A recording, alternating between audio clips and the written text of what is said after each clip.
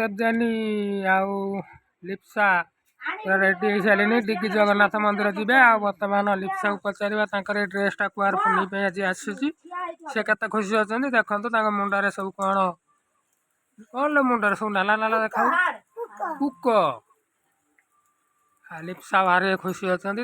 ତୁମର ଏଇ ଡ୍ରେସଟା ଆଇଛି ପୁନେଇ ପାଇଁ, ଉଷା ଗଛ। ଆଉ ଏଠି ଦେଖନ୍ତୁ ବର୍ଷା ସଜବାଜ ହେଲେଣି, ତାଙ୍କର ବି ଏଇ ଡ୍ରେସଟା ଆସିଛି। ସିଏ ବି ଡିଗି ଜଗନ୍ନାଥ ମନ୍ଦିର ଯିବେ। ଆଜି ରାକ୍ଷୀ ପୂର୍ଣ୍ଣିମା ନା ଆଜି କୁଆର ପୂର୍ଣ୍ଣିମା, ମୁଁ କହୁଛି କୁଆର ପୂର୍ଣ୍ଣିମା ଆଜି। ଆଉ ଫୁଲ ପକେଇଛ ନା କେତେବେଳେ ମାନେ ପୂଜା ହବ? 4ଟା ବେଳକୁ। ଏଇ ଡ୍ରେସଟା ଆଇଛି। ଦେଖନ୍ତୁ ଡ୍ରେସଟା କେମିତି ହେଇଛି କମେଣ୍ଟ କରି ଜଣେଇବେ। ଆଉ ମେହେନ୍ଦି ଫେହେନ୍ଦି ସବୁ କଷାଇଲେଣି ହାତରେ। ବର୍ତ୍ତମାନ ସଜବାଜ ହଉଛ କୁଆଡେ ଯିବ?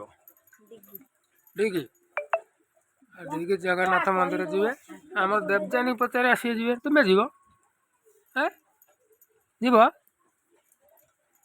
ସିଏ ଯିବେନି। ଆଉ ବର୍ଷା ହଉଛି ଦେଖନ୍ତୁ, କେତେ ଜୋର ବର୍ଷା ପୁରା କାଦୁଅ ହେଇଗଲାଣି।